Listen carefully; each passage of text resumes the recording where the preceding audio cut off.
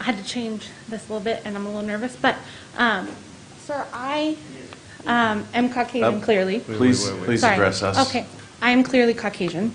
I came from a low-income family, and I'm a first-generation college graduate. I did my prereqs at MJC, and I went to nursing school down south. My first nursing job was in the ICU, both cardiovascular and surgical here in town. For the past 2.5 years, I've been a nurse practitioner, and my specialty is cardiology. I'm also a clinical instructor for one of the nursing colleges in our community. I went back to work in the ICU during this pandemic, and so I have firsthand knowledge about the direct things that we've seen. I'm here today to ask for your help and your support. We didn't have the support we needed when we were reusing PPE and our N95 masks over and over again. And we didn't have the support we needed when our governor temporarily removed nurse-patient ratios. And I went from taking care of 2 very critical ICU patients to 3. It spreads you guys out. I could use this time to give you statistics and things that the media and news outlets, our government doesn't want you to hear.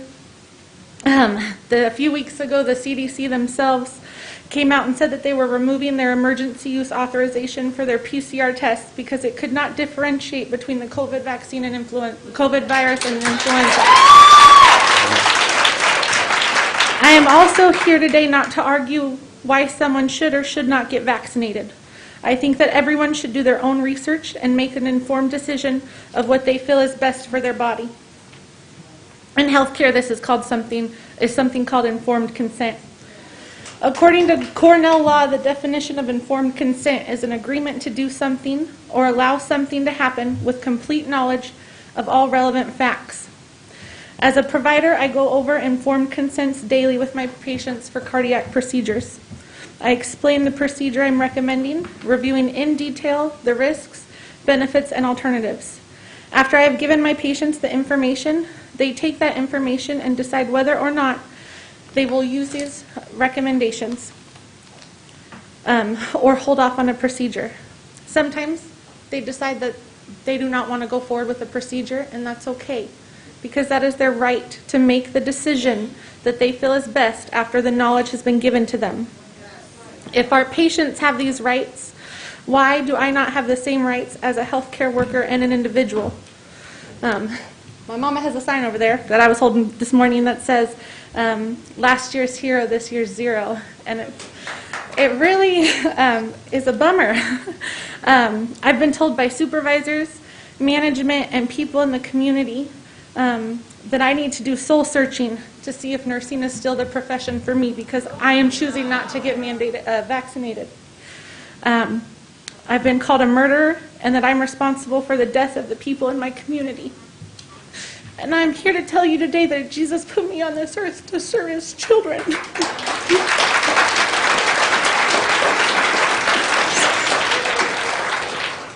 We're getting our backs turned on us, and we need help and support. I would like to leave you with this, something just to ponder. Sorry, my glasses are fogging up. What is our president's, or more specifically, our governor's goal to end this pandemic? Is it to get 100% vaccine rate within our population by taking away people's liberties and using force? Even if we got 100%, if the state got vaccinated, there's still going to be COVID. Thank you for your time. Thank you, Madeline. Next up, Nita Brady, followed by Amanda Lowell. Good morning. Good morning. My name is Nita Brady. I've been in this community for about 31 years. I've been very involved in this community in many ways. I, too, am disappointed that the healthcare representatives did not stay to hear the concerns of so many of us. And we do have a lot of concerns. I worked in a healthcare system for 21 years. I'm now retired. I'm here representing all the healthcare workers that have come here today that I work side by side with in many ways. It is a huge concern and frustration to me that there has been a gigantic information gap, misinformation, and even flat-out lies about the virus and about this vaccine. It is an experimental vaccine. I am not an anti-vaxxer. I believe in vaccines. This one is an experimental vaccine. I am nobody's fool, and I am nobody's guinea pig.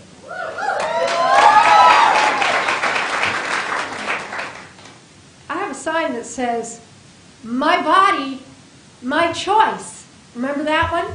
My body, my choice.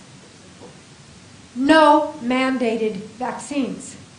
It is a violation of my rights. It is a violation of everyone's rights if they do not want it. If you want the vaccine, go ahead and get it. But you know what? A lot of us have done our homework. We have done a lot, hours and hours and hours of research, and listened to credible scientists, virologists, doctors. They're not dummies. They have research. They've been in the trenches for years, and they have concerns. They have doubts. They have very real concerns about how this vaccine has already affected many people. I mean, look at theirs. Look at the reporting. And we know that about 1% gets reported to theirs, the vaccine adverse reactions. If you will do some homework, you'll see that there are thousands of people that are dying, healthy people, young people, and that have horrible adverse reactions to this vaccine. Okay, other people haven't. Well, maybe not yet, but there are many that have. And so why should we have to take that kind of risk on a virus that has a more than 99% recovery rate, for pity's sake?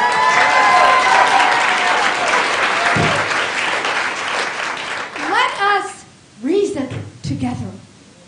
Let us be reasonable, and do not force that vaccine on those of us that do not want it.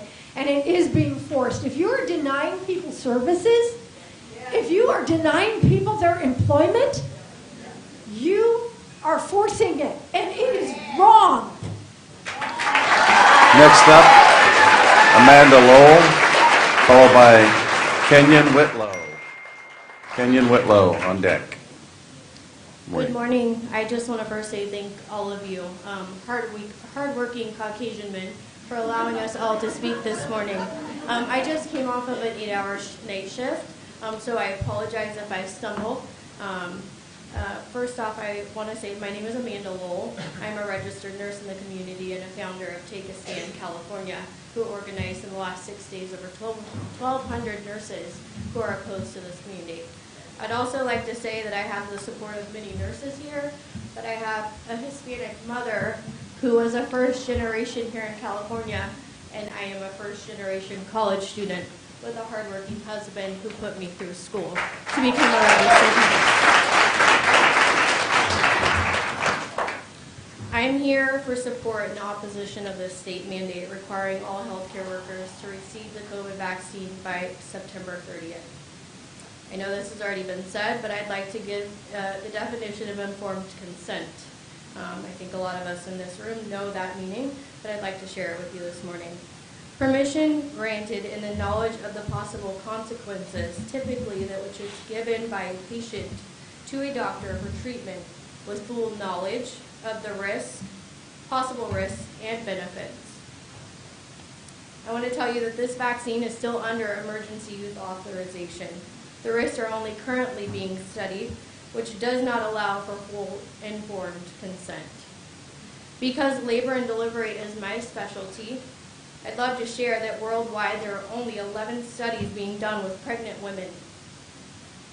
Of those 11 studies being done, only one of those studies has been completed, and it is a study on vaccine hesitancy. My pregnant coworkers, they're being told they cannot receive an exemption just for being pregnant. I don't know about you, but I think our pregnant population, anyone for that matter, should not be experimented on.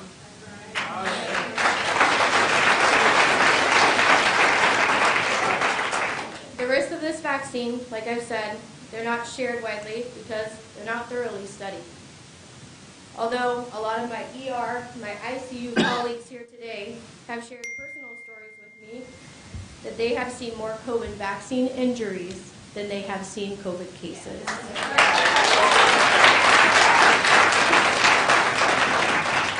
Those vaccine injuries include, but not limited to, myocarditis, pericarditis, blood clots, strokes, and in the end, comfort care. I'd like to tell you that we've proudly served this community in our front line for the last year and a half. We've reused N95s for a week at a time and stored them in a brown paper bag. We had to stand our ground before taking a report when our administration hid PPE from us. Wow. Now we are given an ultimatum to receive the vaccine, share our personal medical history, our religious beliefs to remain employed. Last year we were heroes, this year we feel like zeros. Wow. Wow. I'm here today to ask for your support. I know that those doctors walked out on us, and I know that we're saying this is not a Stanislaus County issue, and you're not issuing a mandate, but last I remember, when I came to the mask mandate meeting, you guys speak for our community. So we have a right to have you guys listen to us. We have a right for those doctors to listen to us. And I am here for your support. I'm very passionate about this, but I would hope that you guys would be able to place this as an issue on your agenda, and I would also ask for your support in taking this to the state. Thank you. Kenyon Whitlow, followed by Charmaine Peterson. Good morning. Hello, my name is Corinne Whitlow. I did send a quick little email to all of you to introduce myself yesterday because I didn't want to surprise you guys. Oh, sorry. It's either my voice or I feel like I'm about to. She can turn it up. I'm not Just sure lift it up. what- Just lift it up. There you go. Okay, can you hear me? Yes. Okay. Whew. My name is Corinne Whitlow, and I'm here today because I need your guys' help. I need your help protecting myself and denouncing this government overreach in the form of a state public officer order. I am not here today to tell you about my stories. I'm not here to talk about COVID, and I'm definitely not here to oppose the COVID vaccine. What I'm here to do is to ask for your support and your guidance for helping me protect my freedom and to not be forced into a corner. In my opinion, the mandate released on August 5th, 2021 by the CDP agent Governor Newsom is illogical and short-sighted. The repercussions of this mandate will not help us fight this pandemic. We are already lacking the staff and morale to fight. It may be an attempt to curb the virus, but I feel like it's a personal attack on my choices. No, this mandate won't force people to be vaccinated, but it will force people to make decisions they may not want to make. Perhaps yourself at some point, if not already. It is also going to force our patients to spend their scariest days alone. It's going to force their family members to sit at home and worry about their loved ones sick in a hospital. If we've learned anything this last year, I would hope it would be that we cannot let our people suffer alone. This pandemic is very complex, and this mandate is a one-size-fits-all solution. Due to the complexity of this pandemic, and I realize we aren't a topic on the agenda. I know we may not leave this meeting with official actions taken, but I am asking for your support and your guidance to act on two future items. First, I'm asking that you meet with the people that this mandate affects. We can't tell you, there's a lot of things that can't be done in 5 minutes, and there's definitely a lot of things that can't be done with people talking at each other.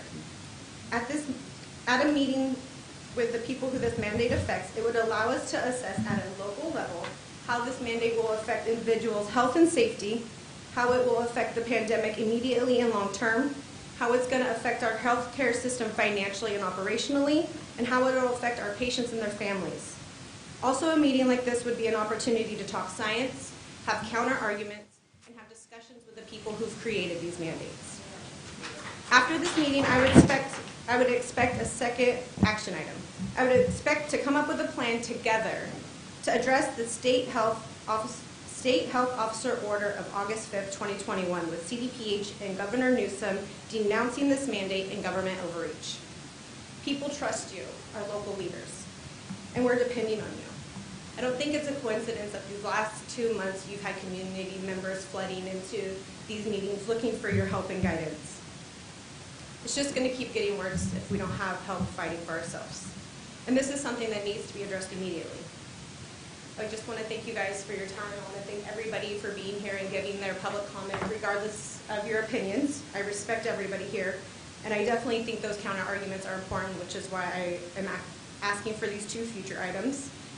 I believe this mandate and government overreach is pushing people into a corner and forcing them to make decisions. And I'm not just talking about health care. I believe CDPH and Governor Newsom have met their biggest line of resistance. And if they get through us, there's no stopping them.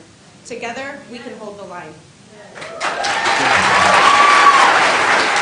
Next up is Charmaine Peterson, followed by Jordan Hertwig.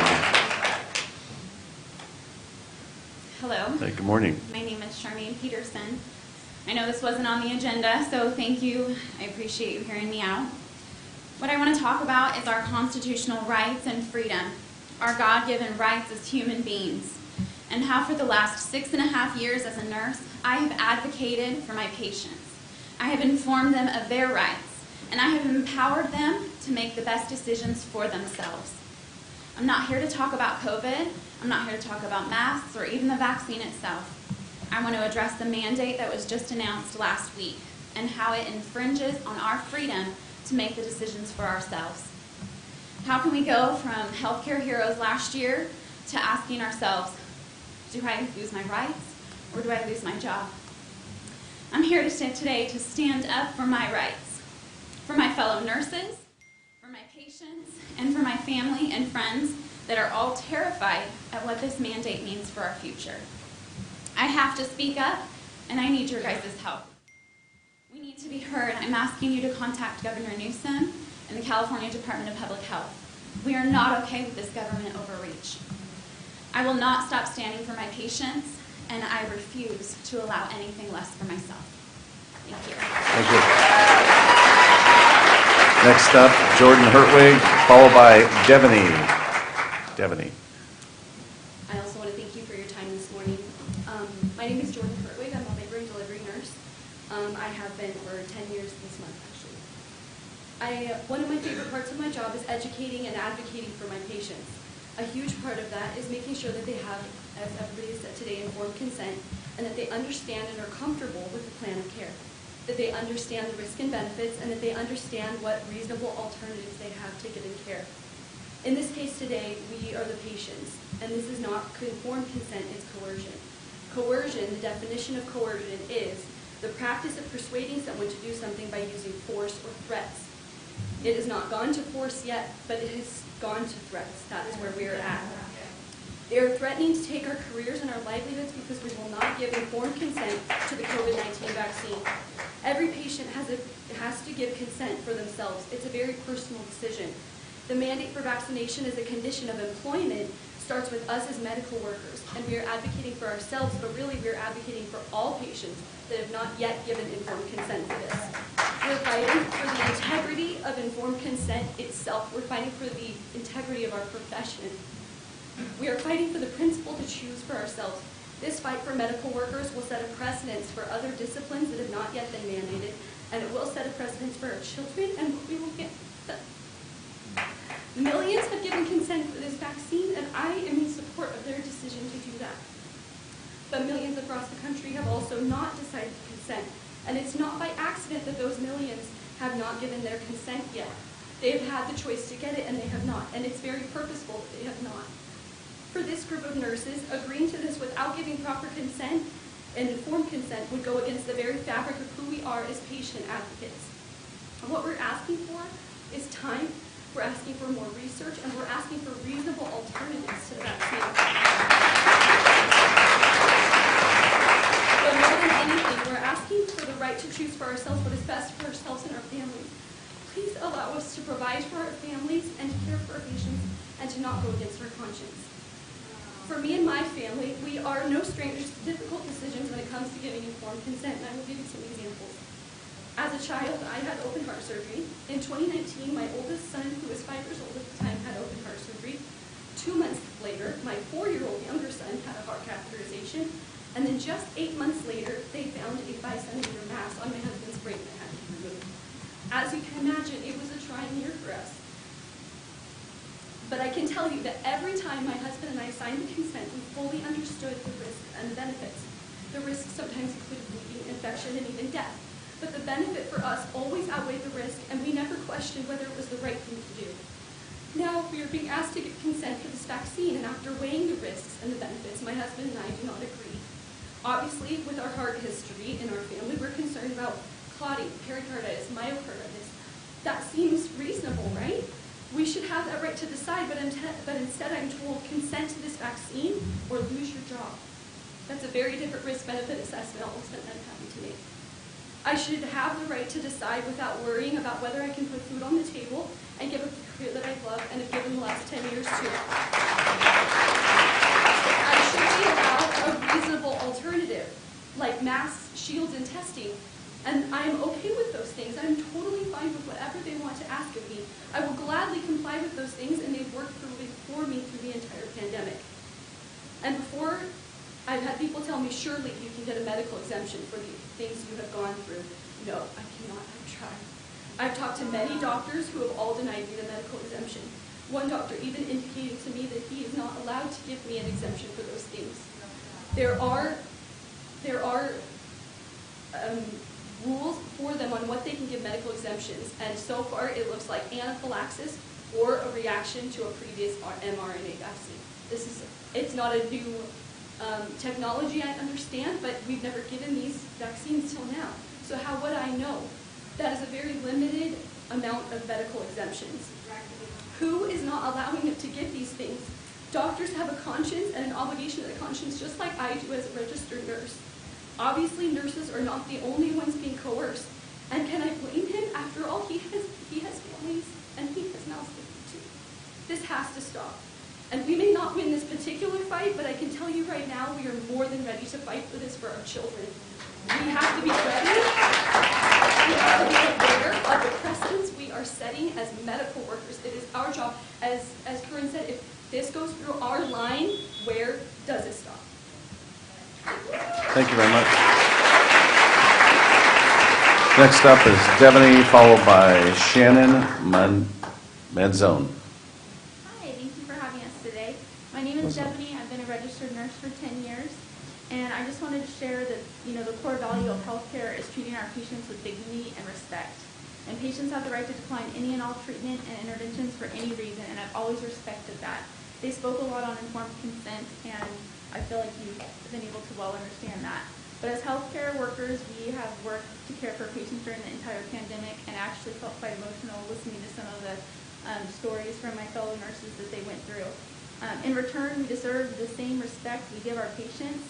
I'm not here today to give any medical advice or promote or discourage people from taking this vaccine, but here to stand up against mandatory vaccination and for personal choice. I'm concerned how this mandate will affect our community and future patients. Upholding this mandate and making us make this decision can lead to short staffing, even shorter staffing, I'll point out, and California has a law detailing nurse-to-patient ratios. I struggle to see how they can maintain those ratios if experienced, able-bodied nurses, caring nurses are fired. And I just urge you to do whatever you can in your power to restore healthcare workers their freedom to make their own medical decisions. Thank you. Thank you much. Shannon, it sounds like a good Irish name.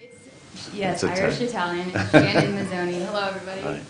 So I don't have anything written out, but I just wanted to thank you all for obviously everything that you're doing and listening from both parties. I'd just like to share with you that I have been not only a nurse for 5 years, first college graduate in my family. I took all of that money from student loans that I'm still paying off tremendously, thanks to my wonderful job on the float pool at Memorial Medical Center. I have to say, without going into detail, I've seen some adverse effects of this vaccination and I haven't been told how to report it from my supervisors when I've reached out. And I've also had loved ones pass. I'm not saying they passed from the vaccination or lack thereof, it's just the virus itself. Sorry, my heart's racing, but I need you guys and everybody else here to know that no matter if you come from not much or your skin color is a particular way, I respect what you said. Please You know, address us. It's important for us to be able to have a decision. I just got married. I'm 32. I waited to have a career prior to trying for a child, and a husband prior to trying for a child. There's no studies that I've read that are set in stone as gold standard practice for conception prior. A lot of folks have talked about pregnancy and the vaccination, but what about beforehand? I would lie if I'm not scared to death for making a choice that I'm so uncomfortable with, and I'm praying to God, you guys, that I get my choice, because this is the greatest country in the world, and I want to keep it that way. Thank you very much. Next up, Michael Weber, followed by, I believe it's Chanel. I'm having a hard time. Mendoza.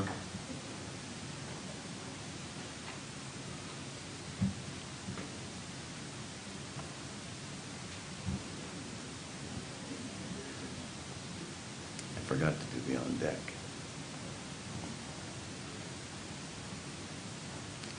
Apologize, I couldn't hear you guys from back there. Sorry.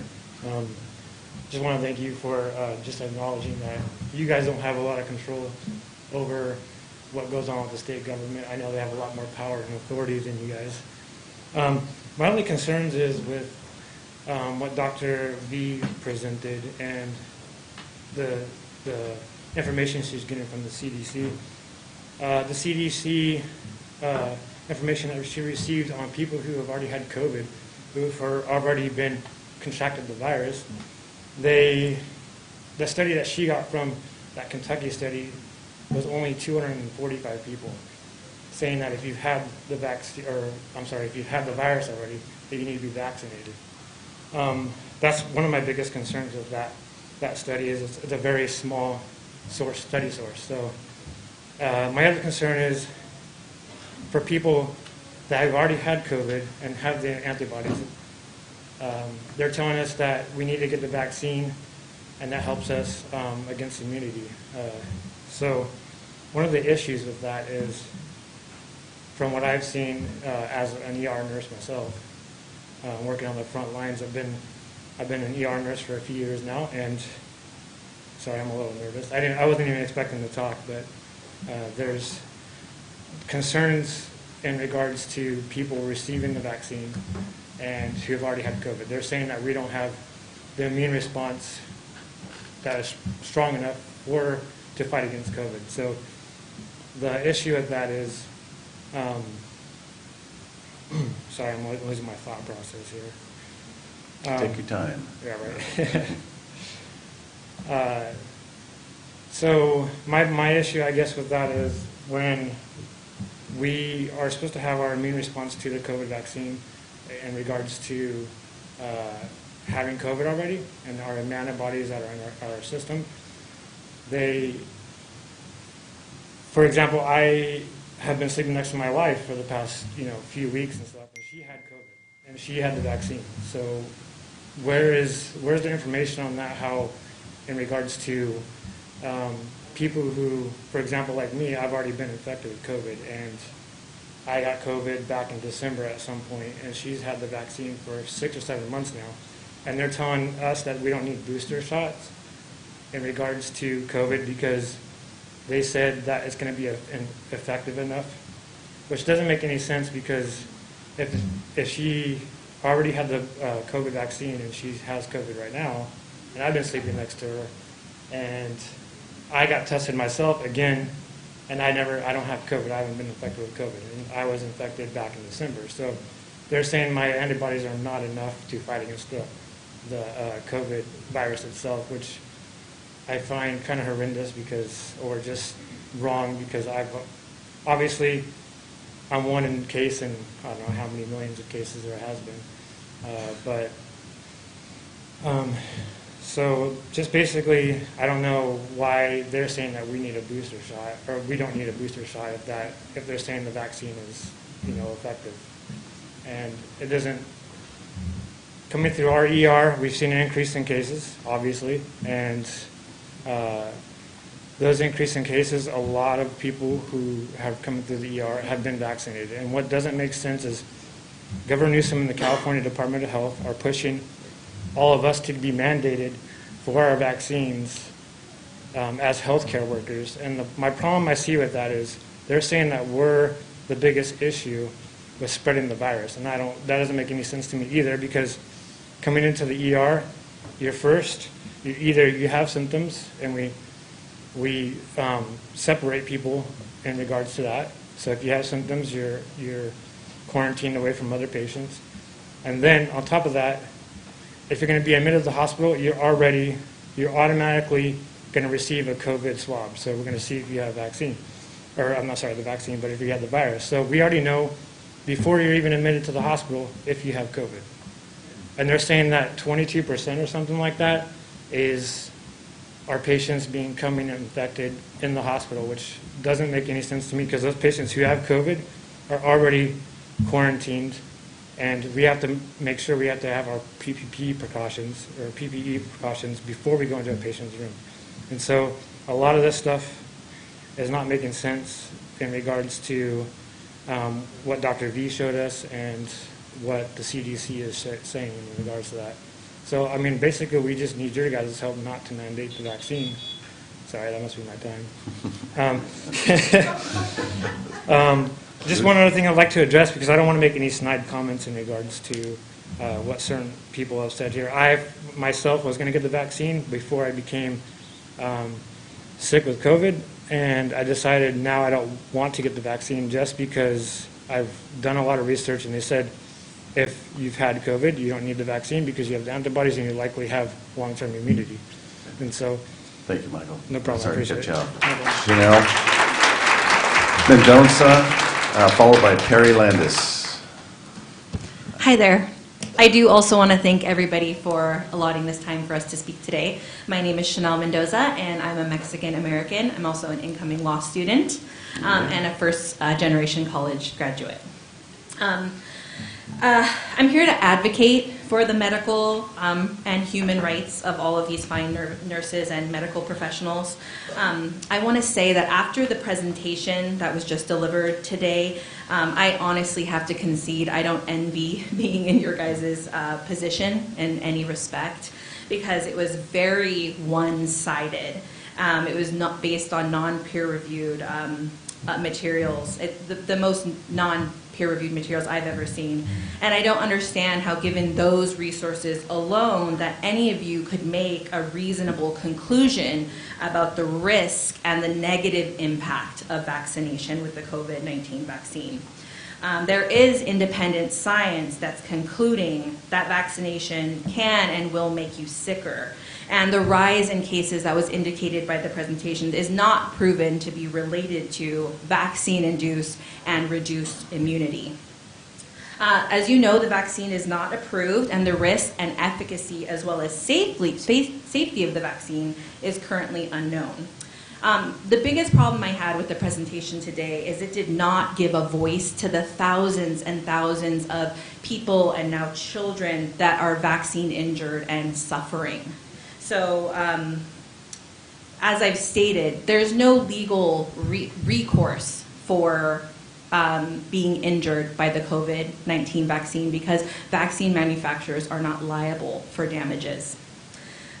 So I wonder about being the voice of all the vaccine injured and suffering today, since that voice was completely absent from that presentation. And I wonder I wonder if I were to bring up a boy with an enlarged heart, or a child that had become paralyzed, or a woman that is unable to operate her body, if it might change your perspective on the presentation that you saw that completely did not discuss the risks that are involved. And from a legal standpoint, from a law standpoint, we have a legal right, as you've heard, you've heard about informed consent, but it is a legal right. Because what world are we living in if the information we're getting is incomplete? If the information we're getting is incomplete, we're not within a world of truth. So in that respect, it's a lie. So as long as we can make true informed consent, that is great for our freedom. But we have to be told of the risk. And you notice today that presentation did not mention one. So I just want the board to consider how irresponsible it would be to entertain a policy that forces folks to get a medical procedures they don't want. Because medical rights, they're not just an idea, but they're a vital and very real cornerstone of the medical and hospital industry, as some of these amazing nurses have already mentioned. And it should live and breathe in all the decisions that we make, our medical rights, our rights to choose, because our humanity is so tied up in it. That's why it's important. So let's see. So please just keep in mind, supporting something in good conscience is impossible when the consequences are unknown, okay? And that's where we're standing currently. And we don't want to force anything upon these very skilled nurses that are well-versed in critical thinking, that are very well capable of stewarding their own health, considering they've been stewarding the health and the lives of so many people that are in this community. The last thing I want to say is, if the physical consequences of the vaccine rest upon the shoulders of the individual healthcare workers and their families, meaning they deal with the consequences if they can no longer talk, no longer work, if they have heart attacks, then it is they that get to make the choice. Because there is no legal recourse. There's no support system that's going to say, we're going to give you money for your family if you get hurt. That doesn't exist. So considering that the responsibility rests upon their family to pay the mortgage, to feed their kids, to get their health treatments and stuff that they'll need, they should be able to make that choice. So please, I would love to ally with each of you if you would like a chance at making an informed conclusion regarding mandates that doesn't involve one-sided presentation. Thank you. Thank you, Chanel. Next up is Perry Landis, followed by Jessica Clymer. Jessica is up next. Jessica Clymer. Hi, I'm Perry Landis. Hi, Perry. Thanks for hearing us. We're not here to fight City Hall. We're here for your help. Because the overreach of the federal and the state government is breathtaking at this point. And that's why we're so passionate about this. I've been an ICU nurse in this area for over 30 years. I'm here with my daughter, who's been a nurse for 1 year. We're both COVID survivors. I was under the understanding all my life that you couldn't get a virus more than once. And so I've asked people, show me an article written before 2020 that would state that, and I've not seen it yet. So the Delta variant. They haven't isolated the COVID virus. So how do they know it's a Delta variant? It's not true. The depth of the deception here is breathtaking. So when you go home tonight, don't go turn on your TV and watch mainstream media. Go to alternative sources. Don't go to YouTube. Go to BitChute. Go to Rumble. Look at Dr. Peter McCullough, Sherry Tenpenny. On and on and on. I mean, I could name Michael Yeadon, the vice president of Pfizer, former vice president of Pfizer vaccine. He was a developer of vaccines. And he's saying this is a horrible idea. Okay? Judy Mikovits, the film Vaxxed. Go look at all the thousands of videos. You could spend hours and hours watching injured people on video. Okay, so we need the government to stop this. Congress shall make no law that denies me the right to life, liberty, and the pursuit of happiness. First Amendment. That's what this is about. Thank you. Thank you very much. Next up, Jessica Clymer, followed by Ginger Parrish. Hello again, guys. I know you saw me last week in the same 2 weeks ago in the same outfit. It's my uniform for work. I'd like to thank you guys for listening today. I'm a little bit more prepared today than I was last time. I'm being forced to take an experimental drug or be terminated from my job. September 30th is going to be a very sad day for me. It's either get the shot or lose my job. I have worked for 18 years in healthcare, and I will now need to find another career path. This mandate goes against everything I have been taught in my career. The patient has the right to refuse any and all treatment for any reason. I know informed consent strongly, as I sat with 2 of my 4 kids in the NICU at birth, 25 days each. They had to battle. You know, they wanted to see who could stay in the hospital longest. They equaled out at 25 days. Sat there day in and day out, talking to the physicians and doing my research on every option given to me to help them survive their premature deliveries, and I ultimately made the best decision for them. I also sat through last year my oldest son's open heart surgery at Stanford. In the thick of COVID, having to make the hard decisions on what is the best for him and what would need to be done if things didn't go as expected at only the age of 18. I did this as their parent, not the government, not California Department of Public Health, not my place of employment, but as their mother. Since the pandemic, I started going home every day, stripping in my garage so that I could run through my house to take a shower. That was exciting. Not wanting to possibly take the COVID home with me, not being able to hug my husband or kids first, no stopping to the store on my way home to save a trip out, doing everything I could to protect all of my loved ones at home and my patients at work. I have been exposed multiple times with no testing offered unless I showed signs or symptoms, which never happened. How can this be right? I've done everything I could to protect everyone. I literally hurt myself trying to care for others and protect them. I've finally gotten to the point that I need to start standing up and taking a stand for myself. I'm asking for your help. We are asking for you guys to help us. Help us stand up and allow us to make these decisions for ourselves, not be forced. I have thought, cried, and researched long and hard about this. I'm not saying that you shouldn't get the vaccine, or you should. It's a choice of yours. But I want that same respect. I've battled over and over again about what is best for me. And I'm just asking that you guys stand up and help us as healthcare workers who have been on the front line this entire pandemic to stand up and help us. We battled through working while our kids were at distant learning, figuring out where they were going to go, who was going to watch them, who was going to care for them. We're just asking that you back us at this time. Thank you. Thank you. Ginger Parrish, followed by Andrea Covey. Hi, everybody. Thank Good you morning. for listening to us today. My name is Ginger Parrish. I have been working in Stanislaus County for a long time. I worked 13 years serving our 911 community, and for the last 3 years, I've been an emergency room nurse. I can confidently stand here before you guys today and say I have saved many lives. Our community is so small. I know I've saved someone you love or someone very dear to you. All the people behind me, they're heroes. I'm a hero. And we're here to ask you guys to be our heroes today because we need you. I heard you guys say that you maybe a little bit confusion here. There is no mandate here in Stanislaus County that's been imposed by by our health officials. However, we have a really big thing that I'm horribly scared about right now going on. With my history, I'm deeply embedded in this community.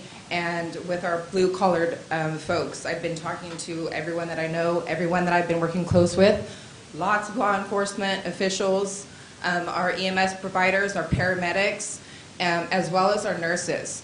And there is a very strong hold.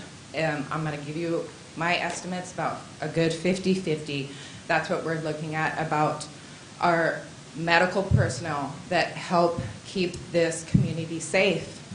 We're looking at about 50% of our population here who don't want to get the COVID forced upon us by September 30th by our state. So what you guys are probably going to see, and this puts our community and our county in a lot of danger, is that you guys and our county hasn't put this on us, but the state has, and our employers have.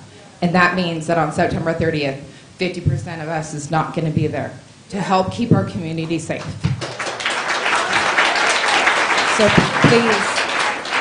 please, this is something so important. We really need your guys' help. We need you guys to represent us.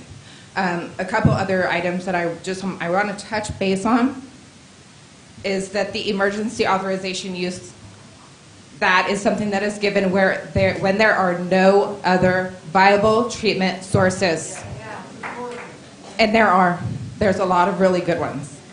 They're just not being used.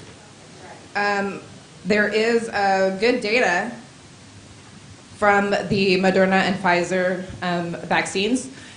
The fertility rate that's already been released is a 16% decrease in fertility. And that's new data. This information hasn't been around for long, so expect those numbers to soar.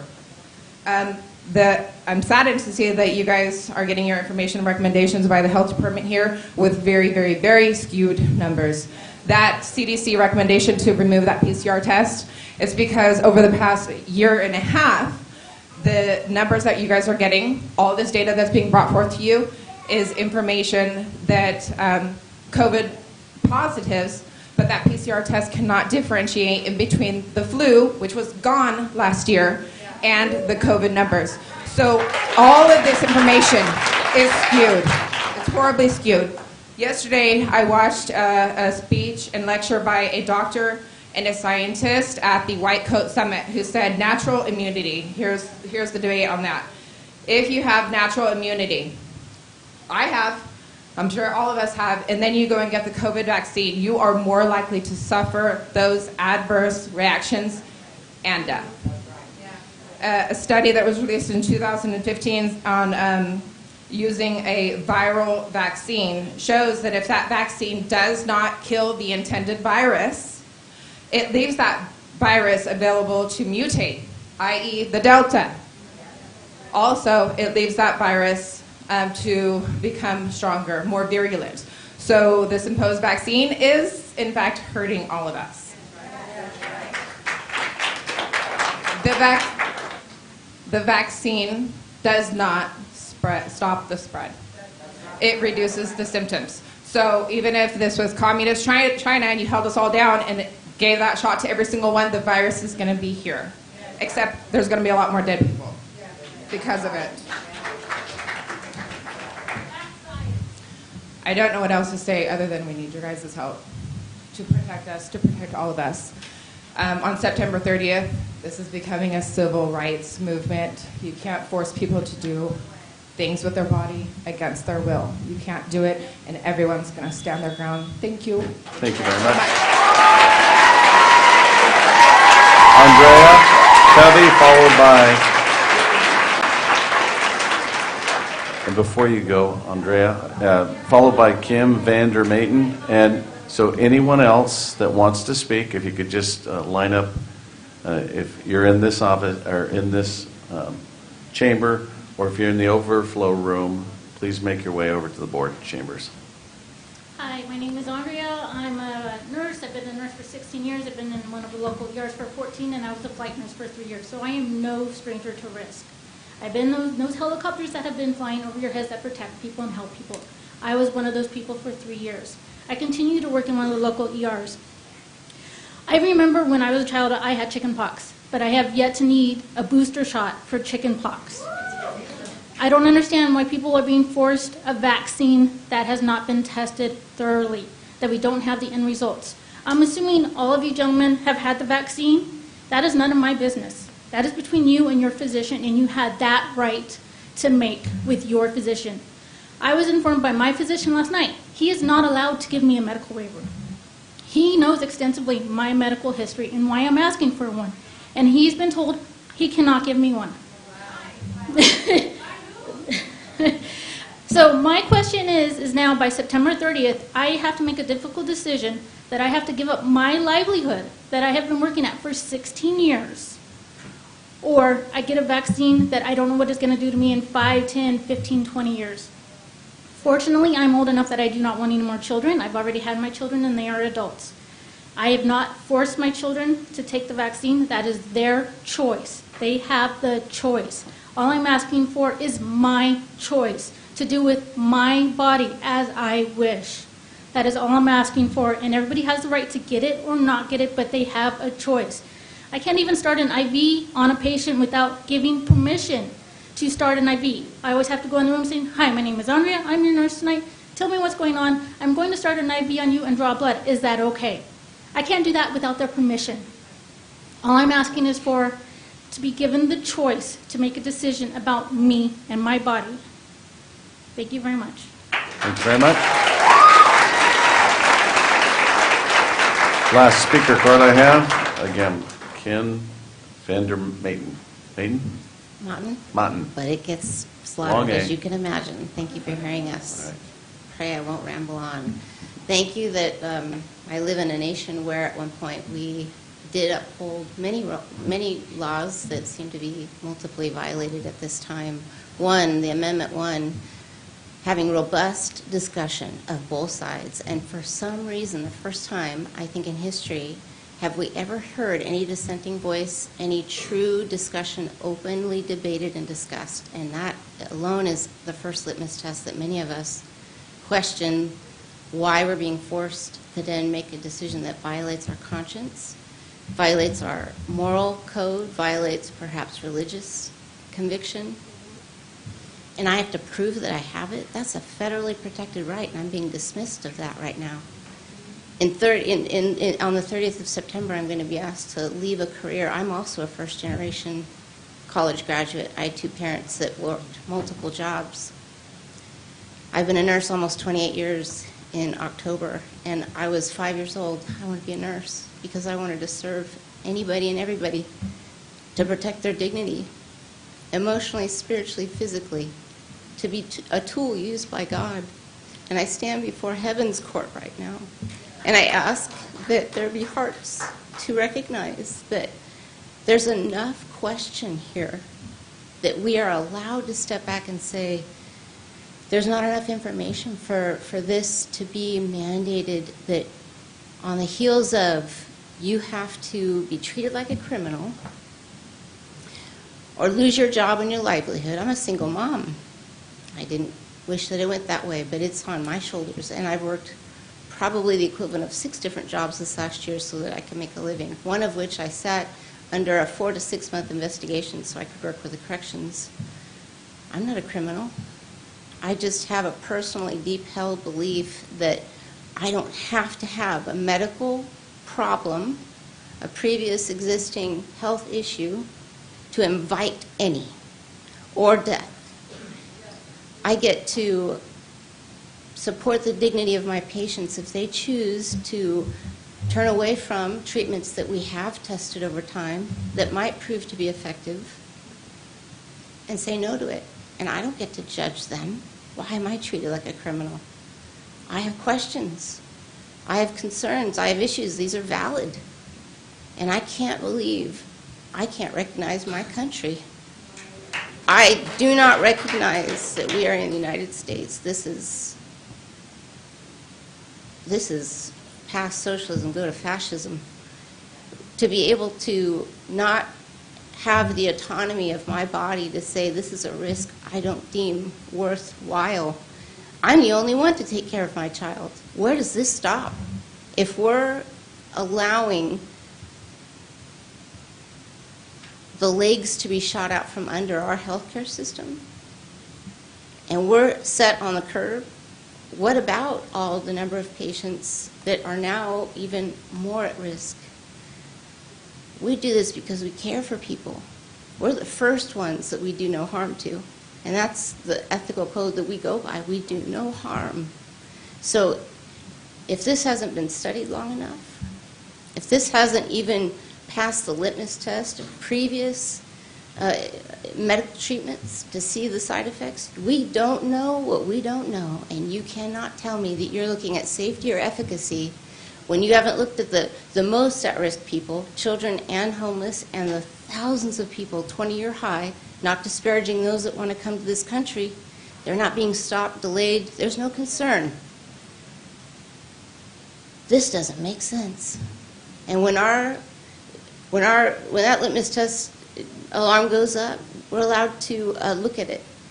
Let's say you're in yourselves in the hospitals or your loved ones. You don't want us to override our critical thinking or our concern.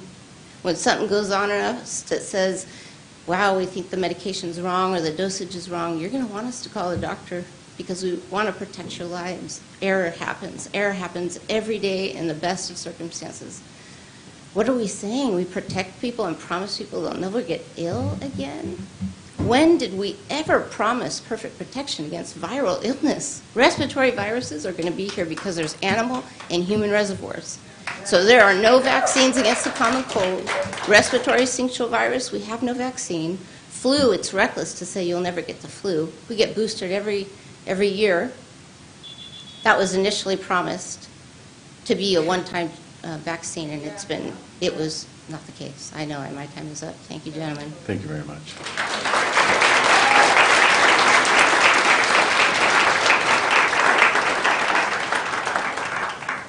Okay. Anyone else to speak?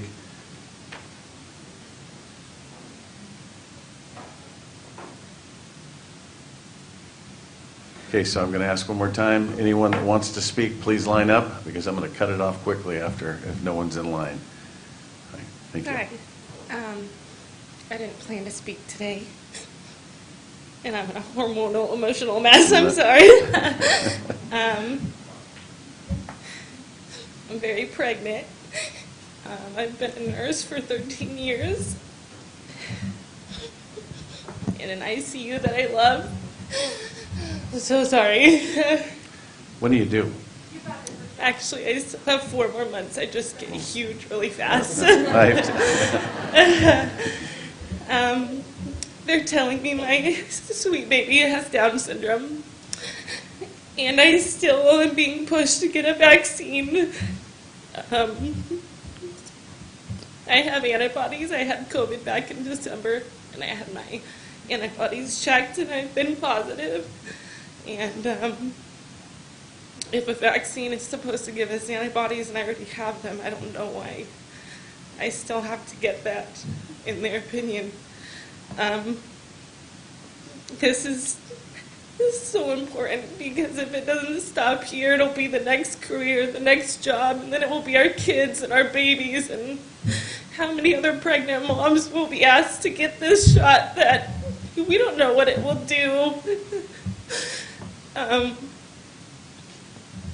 I was just told a story about a girl with a healthy 7-month pregnancy. She got the vaccine, her baby died. They did an autopsy, and the baby was full of clots. You can't deny what caused that, and I won't do that to my child. But if I'm fired, I won't have insurance. I'm told that Down syndrome babies often need surgeries right after birth or extra medical care, and that's easy when you have insurance. I'm not saying it's easy even when you have insurance, but it's definitely easier when you have the sources to work with that.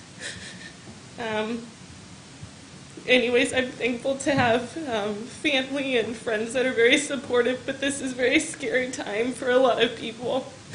And I'm just asking that maybe you write a letter or plead with our state so that we don't have to do this, that we can have our choice. Thank you. Andrea?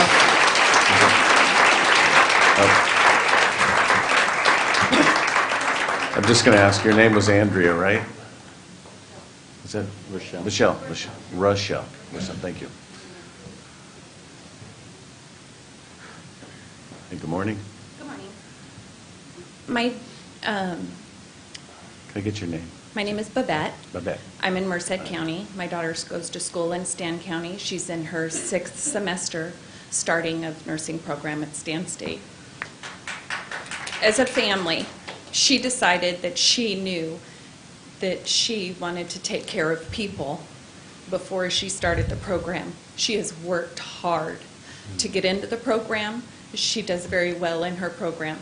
Not only that, she works at Merced County Hospital.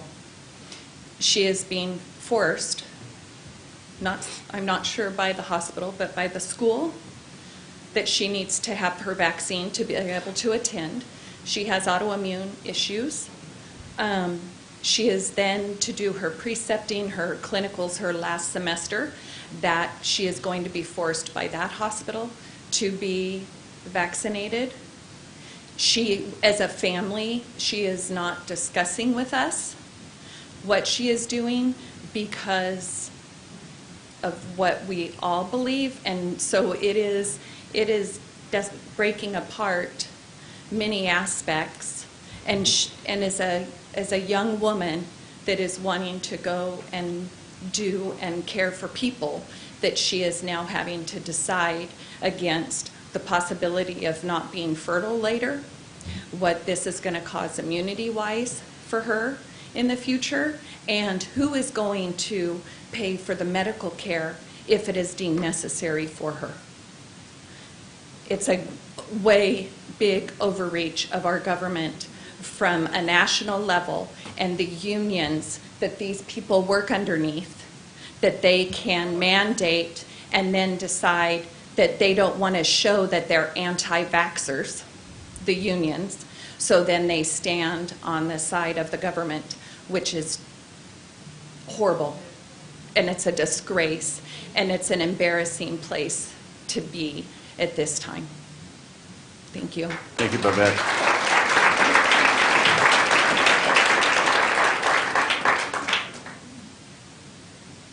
Good morning. Good morning. My name is Stephen Morrow, and I am a retired copier technician and former Navy submariner. So I am no stranger to getting vaccinations. Day one of boot camp, both sleeves up, and walk the gauntlet. And before this meeting, I kind of was in the section that, let's go everybody get the vaccination to try to keep this under control. But now after hearing the comments from everybody today, I know that there's a lot more to this situation, and there is a lot more discussion that needs to happen before we just start making mandates. So that's going to cause us and you members of the board to let's interface with the state and let's discuss this further, and let's get a lot of information so everybody can make an informed decision before we start mandating things that may turn out to have side effects. I'm allergic to penicillin, so I mean, it's a wonderful medication, but I can't take it. So I don't envy your jobs. So I just say let's keep the discussion open, and let's try to come to some realistic work between the federal, the state, and the local authorities to try to address everybody's needs and get this under control. Thank you very much for your time. Thank you.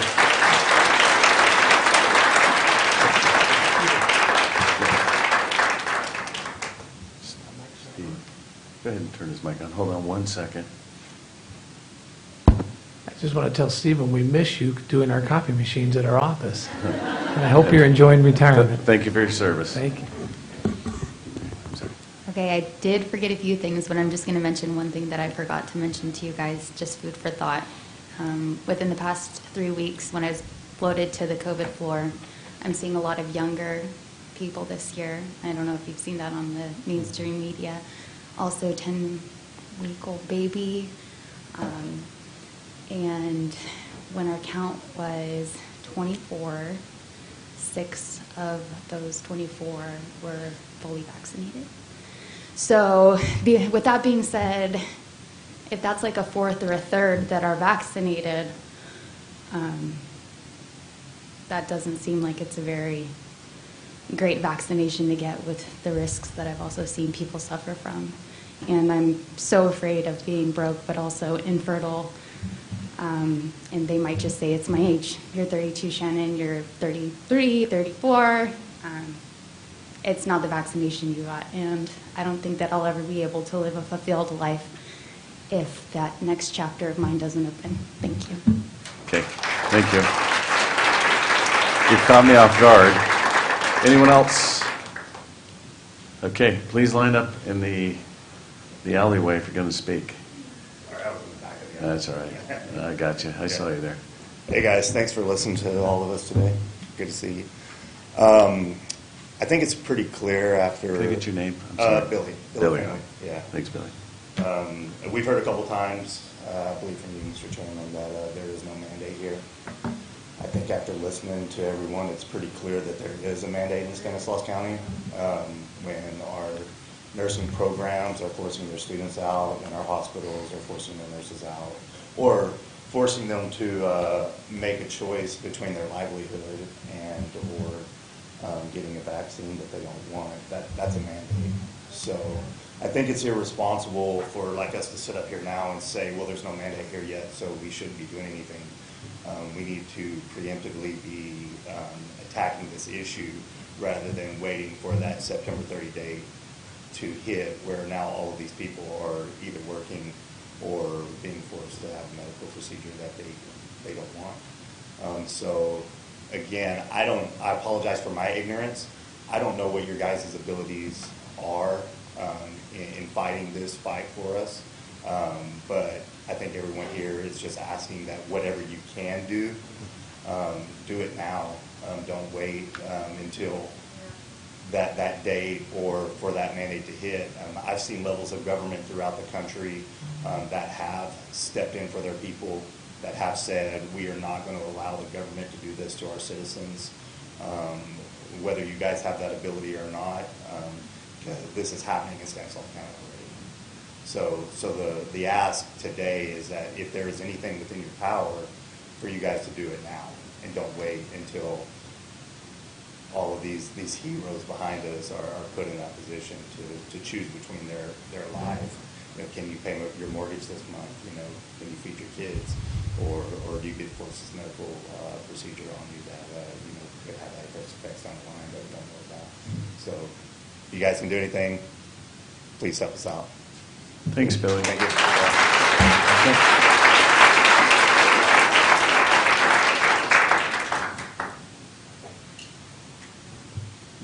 Hi, my name is Remy. I really didn't want to come up today. I'm super nervous. I hate speaking. I'm very nervous, actually. But I would feel upset with myself if I had the opportunity to speak and I left and didn't say what I had to. So I have been a nurse for 5 years. Love my job. I'm not Caucasian. I actually came up off of cash aid and food stamps, worked my way through school. Just bought a house last year. Biggest accomplishment of my life. I love what I do as a nurse. I'm a single mom. And although apparently it hasn't been officially mandated, well, my employer is mandating it now. And I'm coming down to the decision of either getting the vaccine or not working. If I don't work, I can't support my kids. I can't make my mortgage for the house I worked hard to buy. And I'm basically going against what I believe to stay employed. So to me, I feel like I'm being forced. I know we have a right or a choice. We have a choice not to get it. So yeah, they're giving us a choice, but what does that choice cost? My whole, everything I built. And I have my 10-year-old daughter as well. She heard about the mandate. She knows I don't want to get the vaccine. And she's looking up to me. I just dropped her off at school this morning. Mommy, are you going to get it? Or are we going to lose our house? So we fought for the community with very short staff. We were scared ourselves, and we were heroes. So can you guys, we want to speak through you, so you guys, if you have a voice, be our voice. Thank you. Thank you. Thank you, Remy.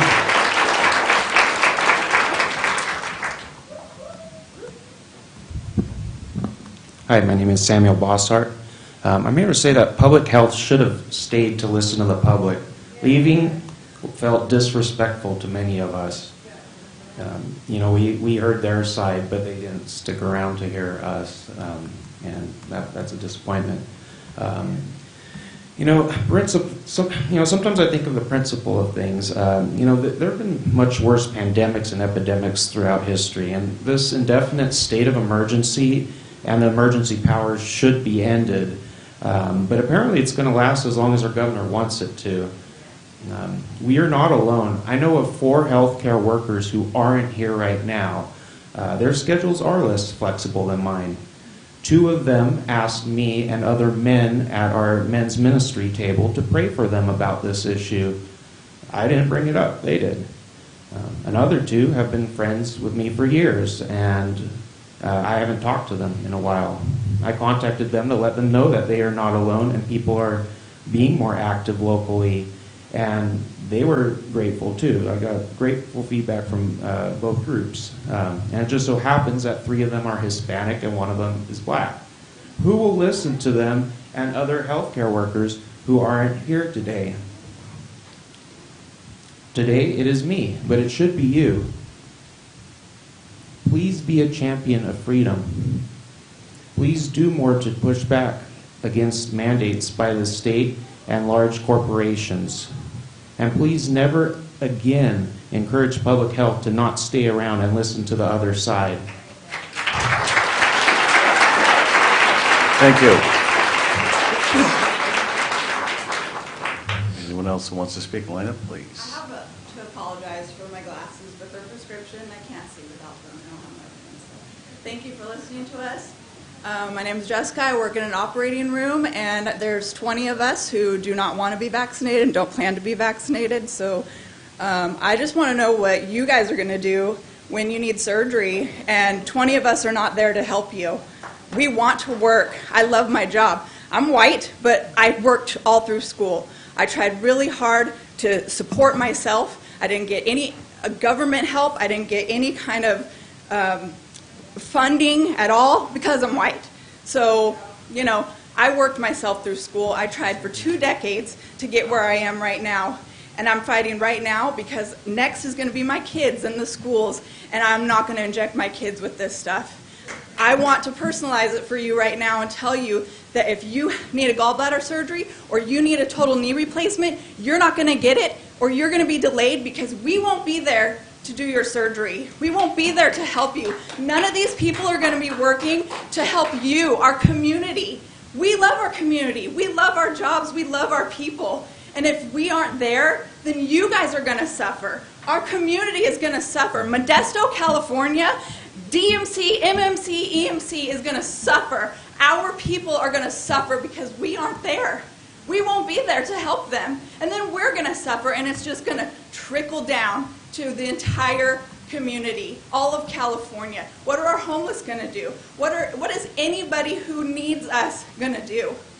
They're done. We're all done. This is never going to end. Where does this end? When does it stop? That's what I want to know. Thank you for listening to me.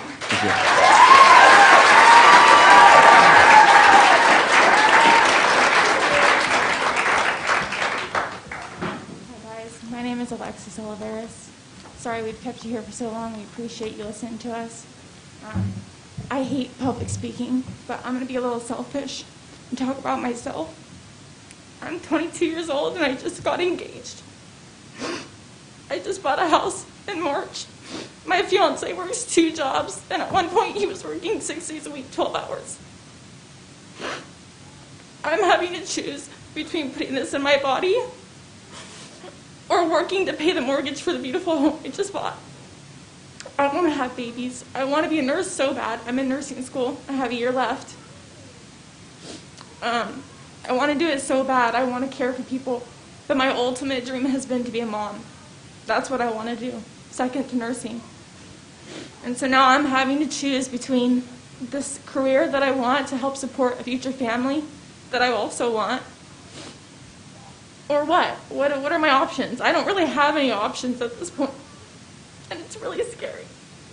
We did it right. We waited to get engaged until we had a house. We waited to get married until we had a house, and we're waiting to have babies until we're married so that we can do it right. And it's just being thrown in our face now because I don't have a choice. So please, I'm begging you guys to please do something for us. Anything. Just please fight for us. Thank you. Thanks, Alexis.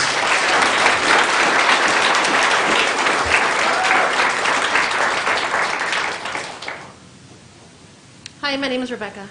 I've been a nurse for 10 years. And I don't know what color you want to call me, but I'm a daughter of an immigrant from the Islamic Republic of Iran, where my family was persecuted for being Christian, where we're still being persecuted for being Christian.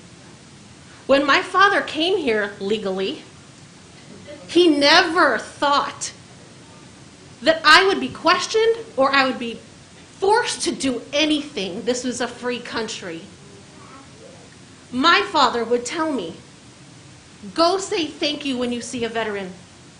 Because I didn't fight for your rights, but they did. And they welcomed him into this country. And he learned English, and he worked his butt off for 45 years until he died. When he was rejected for disability over and over, even though he was in a wheelchair, because that's how complicated we've made healthcare. When government comes into healthcare, they've messed everything up. I have yet to see any government agency run perfectly. People suffer when the government is taking over agencies, and especially in healthcare. I am a patient advocate first and foremost, and it is my job to throw every doctor under the bus when they give wrong information to my patient. That is what I am supposed to do. That's what I would do for your wives and for your children. My father, my mother have been misdiagnosed several times. When my mother's lab reports came back and said everything was possibly wrong with her, and the doctor said, the problem with your daughter, she's reading these results as a nurse. I am a doctor, you're fine. And it turned out she had leukemia. So maybe these doctors need to be re-educated on basics. So whoever she was that sat here and gave you false information, she needs to be held accountable.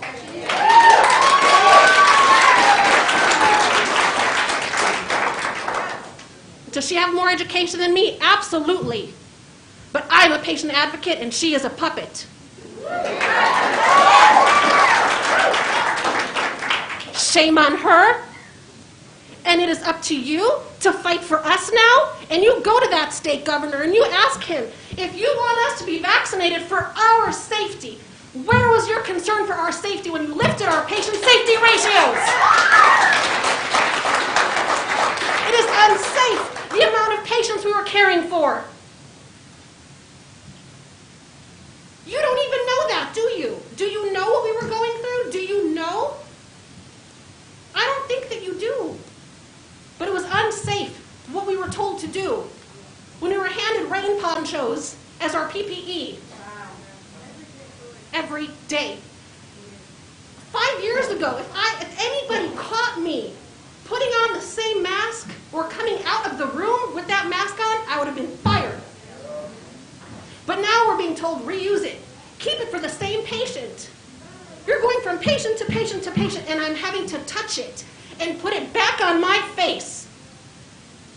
The same one that was just in the same room with the COVID patient. But I'm touching it again and putting it back on my face. And this is the thanks that I get. I'm being told, you signed up for this, you're a nurse. I signed up for science to be controlling this. And this is not science. We're being lied to. You're being lied to. Every time you sit there and that woman sits there lying to you, you're being lied to. Aren't you insulted? We're insulted. We're sitting out here outraged because we're insulted. What we know to be true, they're saying, it's all an illusion. It's not true. You're not seeing this. I have seen so many of my patients that have the most insane reactions to things. Suddenly people are having clots. Suddenly people are having seizures. 19-year-olds losing their vision. And nobody's connecting the dots here. And I've asked them, when did you get your vaccine? A month ago. When did you get yours? 2 months ago. And all of a sudden, healthy young people are having all these problems. And nobody is reporting it. And do you know that these pharmaceutical companies are not following up with anybody to say, what are your current symptoms? Are you sneezing? Are you coughing? Do you have diarrhea? These are basic questions that they need to be following up in a clinical trial. We know what clinical trials are, and nobody's following up with these people. The pharmaceutical companies are not having to pay people to be clinical trial participants. All of a sudden, they're making bank on this.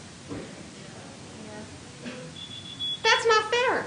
And we're asking you to please stand up for us and do what is fair and what is legal. Now you know the truth, and it's up to you, because you've been lied to. Thank you. Thank you.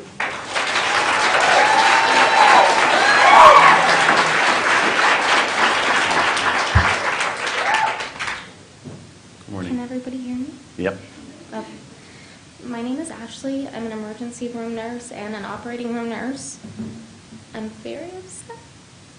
So, excuse me.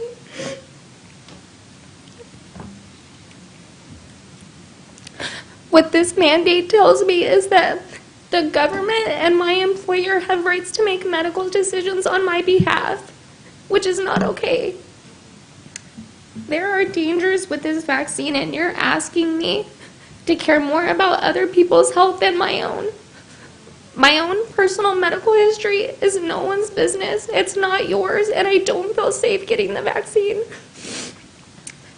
I don't know your opinion on the mandate, but I can tell you that if you're for it, if this passes, at one point, there will come a time when you're asked to take something that in your gut you know is not right and you don't feel comfortable, whether it's safe or not. It doesn't matter what the research says to me, okay? It matters that I don't want it. And there will come a time when you're asked to take something and forced to lose your livelihood and support your family over something that you don't feel is right. And I can promise you that you won't like your freedom taken away to be able to choose.